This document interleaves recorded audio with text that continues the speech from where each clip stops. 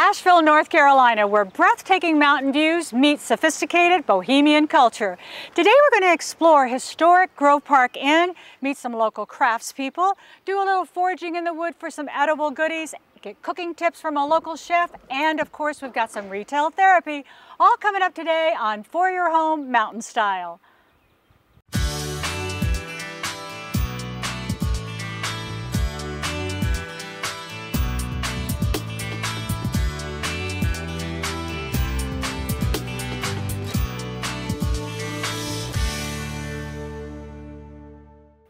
Asheville, North Carolina is situated in the heart of the Blue Ridge Mountains and one of America's most vibrant destinations.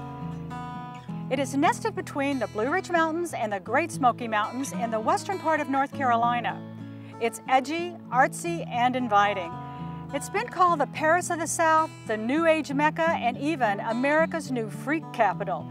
It is also known as the happiest city in America and listed as one of the best places to reinvent your life. The Grove Park Inn is reinventing its life by undergoing a major renovation. The inn opened in July of 1913. This is an amazing place, especially when you discover that it was built in just 1 year. 400 men worked 10-hour shifts 6 days a week building this historic inn. With just mules, wagons, and ropes, they moved giant granite boulders, some weighing as much as 10,000 pounds, from Sunset Mountain to create this beautiful hotel. Everywhere you look at the Grove Park Inn is absolutely magical. You know, it's such a delight to be here in the mountains, and this is Ron Morin, and he's the general manager of the Grove Park Inn. Hi Ron, how are you doing? Good morning, how are you today? I'm doing great. Who could not have a wonderful morning when you're here at the inn? You know, tell me some of the facts about the things that people can do when they visit the Grove Park Inn. Well, here at the Grove Park Inn, we are a full-service resort. We're located on 150 acres in North Asheville, North Carolina. We have 514 guest rooms and a Donald Ross golf course. We also have a spa that we've been very humbled to have received international accolades on. Well, yesterday when I was looking around the property and just having a great time strolling around, I wanted to be out on that golf course playing because I love to play golf. And the spa was absolutely beautiful, you know, to be able to come and relax and enjoy all the amenities. But you have a really big project going on that I'm excited about and I want to share with my viewers, and that's the restoration of this 100-year-old inn. Well, this being our centennial year in 2013, we have a number of projects to restore the inn while also adding the modern amenities that today's traveler needs. Well, you know, the Great Hall is absolutely beautiful. Tell me some of the things that you're doing in there. You've already done a lot of them. Well, the Great Hall has always been Western North Carolina's living room. Ever since the opening night when William Jennings Bryan gave the opening address of the hotel, we've had 10 presidents come to the inn. We've had numerous dignitaries and celebrities come through, and they've all come through that fabulous Great Hall. And so now you are updating it with a more, I want to say, a fresher arts and craft look. Would that be appropriate? That is, but we're also paying homage to the artisans of the past. We have carefully selected woodworkers to come in. The columns that were in the hotel originally were rock, and because of some mechanical issues, they had to be taken out in 1955. So in the past couple of months, we took out the columns that were installed in the 1980s, and underneath there we discovered the columns that were put in 1955, and we took them down to the original structure that was built in 1913. We put handcrafted woodwork arts and crafts panels in, and there's a little secret about them that they're actually disguising an air conditioning system. So the first time in 100 years the Great Hall will have air conditioning. Oh my goodness, so never before have you had air conditioning in that Great Hall? Not in the Great Hall. With a 100-year-old building with 4 feet thick granite walls on the outside and a 6-foot thick roof, and all the interior walls are concrete, it's a little bit difficult sometimes to make sure that we're properly caretaking the grand old lady, but also updating it. Well, it's going to be fun today. We're going to meet some of the craftsmen that are working on the project, and we're also going to tour some of the new rooms. And I really appreciate you giving us a little sneak peek about what's going to be happening here. As people come down to celebrate that 100 years, I'm sure you've got some great parties or great events planned. We have lots of events. We have things all the way through the year. We've already started with our Centennial Concert Series that we have in January, February, and March. We've already gone through those. The big birthday celebration this year, right after the 4th of July, we'll go right into a B.B. King concert. We also have a very special party where we're going to recreate the events of the opening of the hotel when dignitaries such as Firestone and Ford and Thomas Edison used to come in. They travel across the country, and Grove Park Inn was a frequent haunt. They'd call themselves the Vagabonds, and they did kind of their own version of glamping. So we're going to do a party with a number of the people that we've invited and the public that would like to attend, and we're going to have kind of a gourmet camp out. Well, it sounds like a wonderful thing. And you were also telling me that when you started some of the renovation process, speaking of Thomas Edison, that you found the original electrical system was still functioning here? Well, the original transformers that fed the building were still operating, and of course, as part of the restoration, there's a lot of things that our guests won't see, but everything in the resort is being updated, from all the mechanical, the electrical, the plumbing, all of that's being brought to the 21st century. Well, thank you so much. It's just a wonderful place to be, and I'm going to enjoy my time here. Thank you. Well, thank you. I appreciate your visit to Sunset Mountain. It takes a lot of talented craftspeople to pull together a restoration project of this size. One of those craftsmen is my guest today. This is Rob Cleaver, and he's the owner of Earth in Home Woodworking Shop right here in Nashville. Hi, Rob. How are you doing today? Hi, Vicki. Very well, thank you. You know, I am just really enjoying this tour of the Grove Park Inn and looking at the original woodworking and then the new woodworking that you're bringing to this project. You know, this isn't the first time, though, that you've worked for the Grove Park Inn, is it? No, we've been doing work all over the resort for the past 8 years. Well, it must be really fun, though, to be a part of this. Tell me some of the things that you're doing. We just recently completed the columns for the first time. They have courtesan white oak. We're making a lot of new exciting furniture here, following traditional arts and crafts architecture, but incorporating a lot of new colors. Well, you know, here in the columns, we were just talking about those earlier. I know they're disguising air conditioning behind them, which is going to be a great blessing. That was amazing. And when I look at this and I see the dovetailing and I see the wood pegs and I see the grain and the whole piece go together, I know right away that I'm, you know, talking to a real craftsman. Thank you. Tell me about your woodworking shop and what goes on there and the techniques that you apply. Yes, every day it's me, John, and Nick working in this shop, trying to carry on the tradition that the Roycrofters started 100 years ago when the Grove Park was built, of making fine handcrafted furniture. We do anything from furniture to millwork. We use all the greenest products that we could possibly find. We have great resources for reclaimed lumber here in Western North Carolina. So it's a good place to be working, and that green is a very big thing in Asheville, I know. You and I've talked about that before. Yes. Well, you know, one of the things about the craftsmanship that you're bringing has got to be a real challenge, because your pieces are sitting right next to Roycroft's and original wood pieces in this building. Yes, it's a huge honor to be able to carry on the tradition in the Great Hall and have our pieces now for the next generation to enjoy for many years to come. Well, I think the woodworking is just really outstanding and it's beautiful. Okay, let's talk about, though, a project that you did as a gift here for the Grove Park Inn. Yes, I wanted to build something. It's the 100th anniversary that we're celebrating here at the Grove Park Inn. So I took on the project of building a new sleigh. They've always had a sleigh in the fireplace that didn't work, but the new owners fixed the fireplace. It's beautiful to have both fireplaces. We have a roaring fireplace today. It's just exactly. gorgeous. And I made a new sleigh, a two-person sleigh that's all made out of solid courtesan oak. It's now big enough to seat a family, which the other one wasn't able to do. So it was a great project. A lot of families for years, because they had an old sleigh in here, yes. They have their holiday pictures are taken. It's a tradition in the hall. Yes, hopefully this will be generations of the Grove Park will be using it for Christmas. Well, you know, I'm really excited about getting to meet you and some of the other craftsmen in your shop, because when I visit the Grove Park Inn, you know, 10 years, 20 years from now, I'm going to be able to say, I know the craftsmen that built those, you know, so it's really a great pleasure. Thank you for being on the show and sharing. Thank you so much, Vicki. Now, does this look a little bit more like the For Your Home show you're used to watching? Well, this is what it looks like when a hotel renovates an entire floor. There is so much going on up here. We have all these rooms and they're in various stages. Some rooms are just getting their drywall hung, others are getting tile, some are getting their plumbing fixtures and electrical work done. Right in here we've got wall coverings going up, we've got carpet down on the floor, there's going to be hardwoods laid in the entryway in just a few minutes. And there is so much activity, it makes my head spin. You know what else is exciting?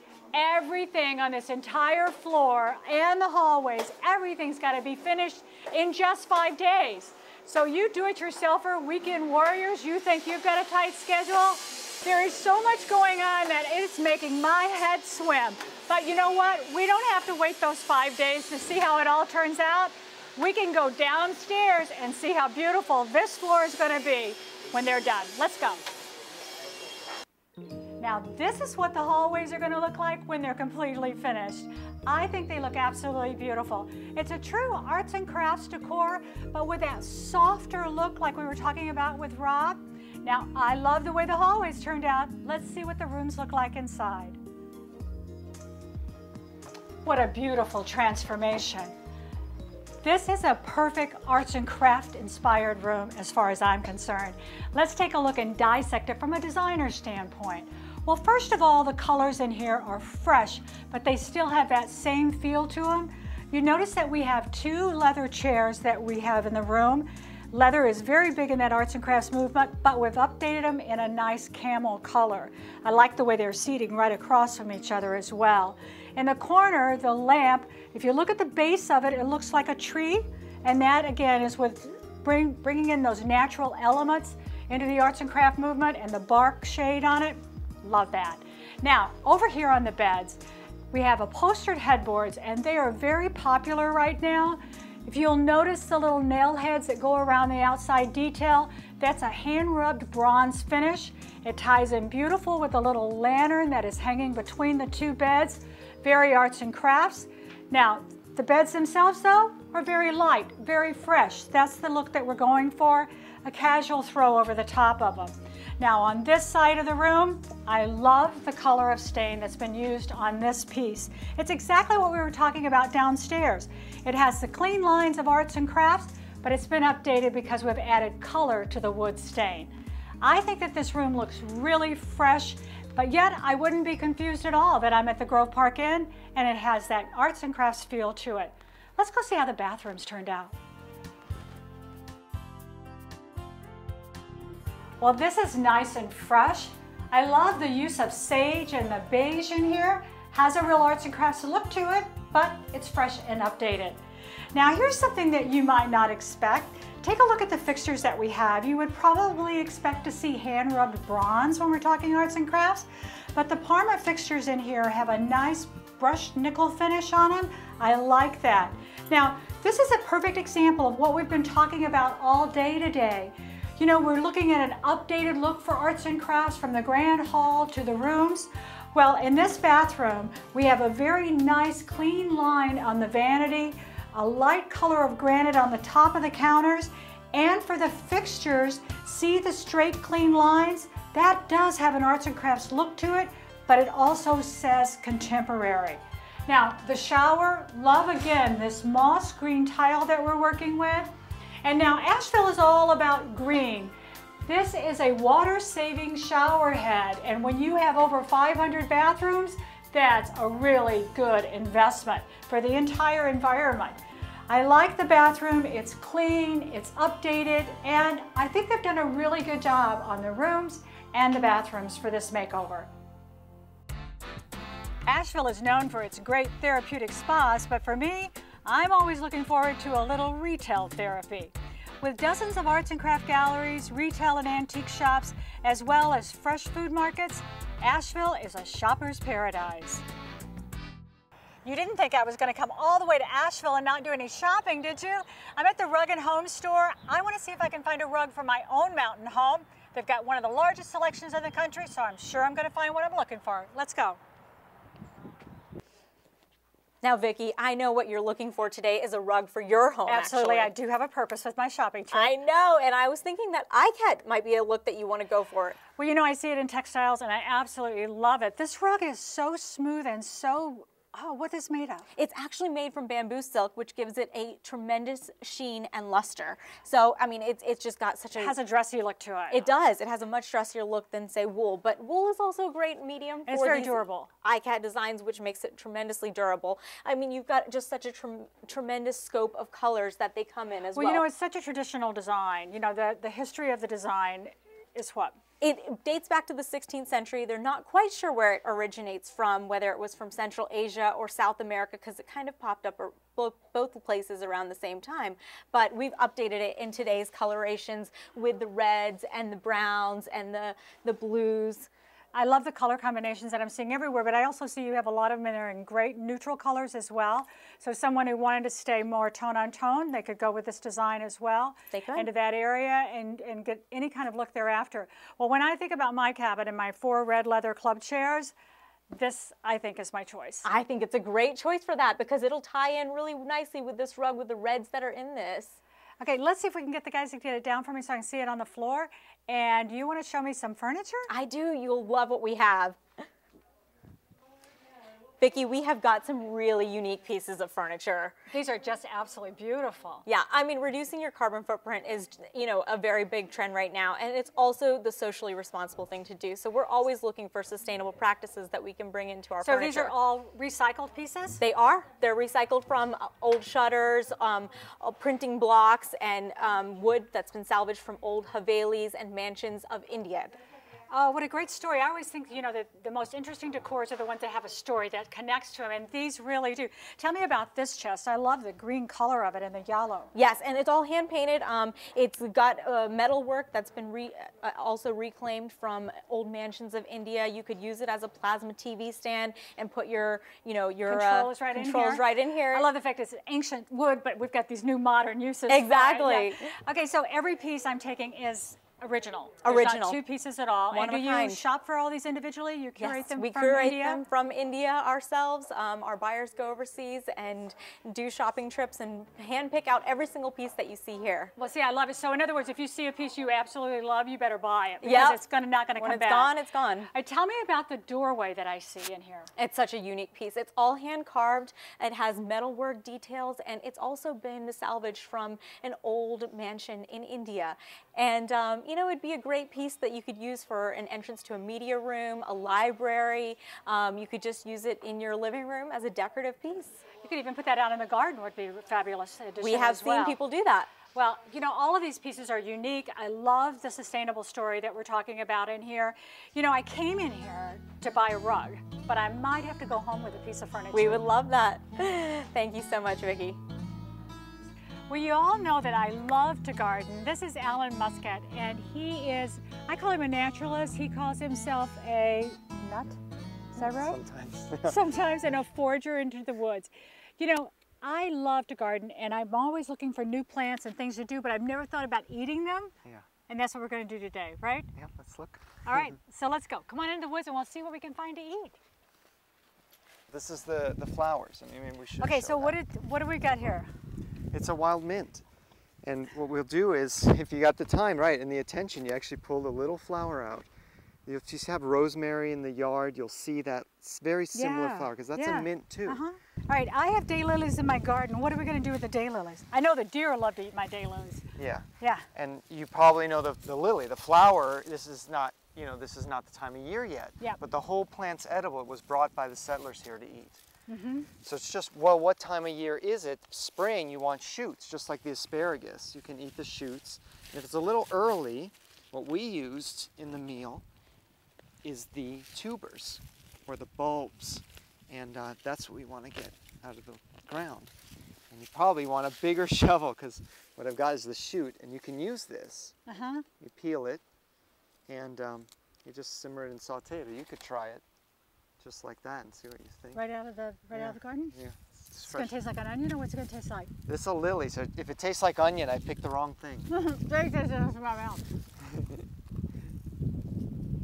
Oh, that's really fresh tasting. Yeah. Yeah, well, it couldn't be fresher. It's yeah, it's like a leek without the onion flavor. That's very good. I like that. And what we're going to make pancakes from, if I can get it out of the ground, is the tubers that are there? Tubers, yeah. Because in the early spring, all the energy has been stored down in the roots. Okay. And it's kind of like a little potato. Well, I know from gardening, you know, like your daylilies, you need to separate them out. So, That's you know, because right. they get too crowded and they won't bloom. So if you actually dig out, and you can still have the flowers from the plants, but you can eat the ones that are too packed, right? Yeah, yeah. And the tiger lily is going to be a better choice than a lot of the cultivars that we have. Oh, really? The plain old orange The tiger plain lily? old orange, that's the original. That grows wild. Yeah, and they call it down here in the south ditch lily. Because you see it in the ditches and everywhere. In fact, it's probably going to be easier over here to get it. So Okay. I really want you to see. See? Oh, yeah. That just fell off right off of the plant. Okay, so this tuber, what? Came off of here. Okay, you wouldn't dry it or anything. You'd use it fresh like this, right? Yeah, and we cook it. All of these parts of the plant you cook. So. Okay. Even though you can take a taste raw when you fix an actual meal, yeah, we'd simmer it. Okay, come on, let's go. Let's find out what else we can find. This is a wild onion. So it ought to smell like that. So try it. Yes, that smells exactly like an onion. It has a little bit of a garlic Check smell to to be it. sure. Yeah, you want to make sure, huh? Yeah, this is great. This is a real prize. It's a real mellow, sweet, especially early on version of onion. I'll show you when I pull one up. You'll see that it's got that look. It'll look very familiar, and it's a beautiful little patch. And it's okay in this case if I leave the bottom because it'll grow back that way. Okay, so we're not like destroying it. It's like I'll tell you what you do. Sustainable, really. And people worry about that because there's a lot. It's very popular. A lot of them are picked. But if you've ever thrown an onion in the compost pile, it grows back just from this little bit at the bottom. Right. So would you leave it where you foraged? Yeah, put that so back I put in the this soil. back in the hole where you were. Yeah. And plant it back and that in there. will come back. Okay. And this is the part we eat, just like a little scallion. That is so cool, Alan. I love that idea. Yeah. Okay, I see a little flower here, and when you walk through the woods, you can't eat every flower, but could we maybe possibly eat this one? That's right. Taste that one. Take one of those flowers and taste it.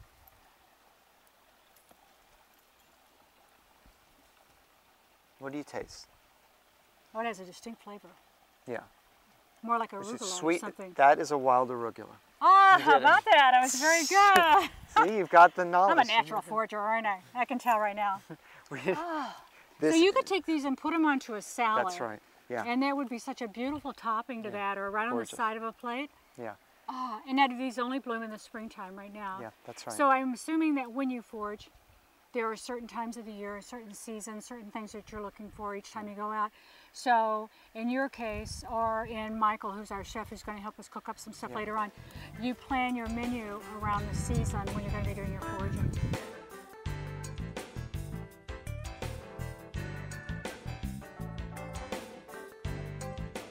Wow, Alan, I tell you, we're cooking up some great stuff over there. Look how pretty this looks from our little tromping in the woods. It's gorgeous. Yeah, so walk me through this now. It looks so much different than when we found it. Well, we got a mix of things here, some of which we got beforehand and some of which we got together, and some in the field and some in the woods. So sort of the way everybody shops for food, right? Yeah, you go to where it's growing, and some of it's from the garden and the greenhouse, and so you might recognize some of this, like nasturtiums in the garden, violet flowers in the yard, big, nice watercress. And so these little guys right here, they look like stylists, but what are they? We have taken these out of the little wild mints that we saw. Remember, they're standing straight up. They look so different when you pull them all out and put them all separate on their own. Yeah, I hired a 4-year-old to do this for me the other day. They're the only ones with the patience to do that? Yeah? Okay, and here? Yeah, this is miner's lettuce. And this is down in the greenhouse, so we picked this beforehand. And it's wild down in California. We won't find it wild here, so we have it in the greenhouse where it's warmer. Okay. It's a wonderful salad green. So could you grow these in a pot, though, anywhere you wanted to? I would think so. Yeah? Might have to ask Kelly. She's the gardener in the house. So. Yeah, awesome. I don't need to garden, so. And this one right here?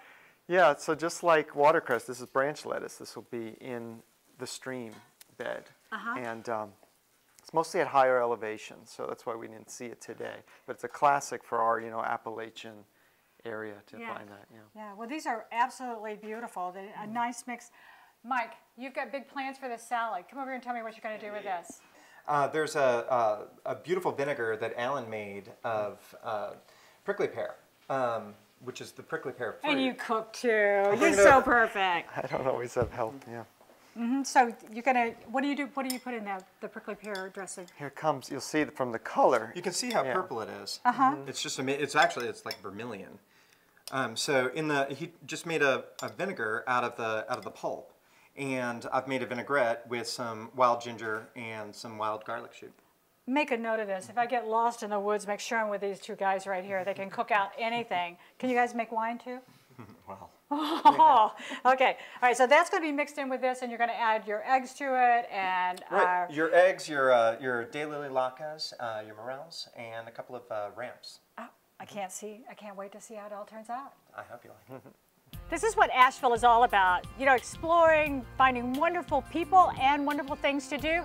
Kelly, thank you so much for hosting this little great adventure into the woods in our cooking session. Appreciate it. It was such a pleasure. I'm so glad you could come. Well, thank you. And Alan, hey, my favorite guy to forage in the woods with. Thank you. And Mike, hey, what are you doing next Friday? I got some people coming to my house for dinner. I think I'm free. Okay, sounds good.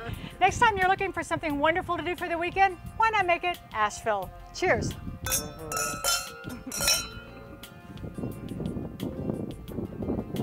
Do you want to know more about the projects today or our guests? Visit us on the web. You're going to find great behind-the-scenes shots, streaming video, project ideas. We even have an e-newsletter with tips and ideas. It's foryourhome.com.